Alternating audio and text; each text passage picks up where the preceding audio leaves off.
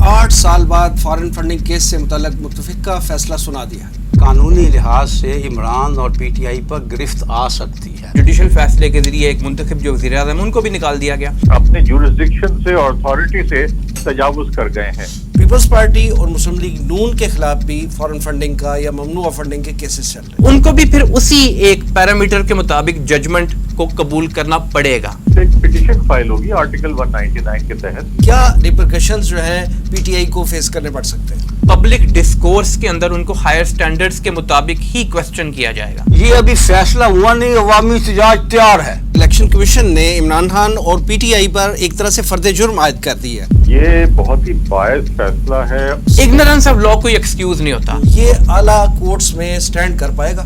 کس کا دباؤ کس کے حق میں آتا ہے، کس کے خلاف آتا ہے، اس پر انحصار ہے اس کا۔ قانون جو ہے وہ سب کے لیے برابر ہی ہونا چاہیے۔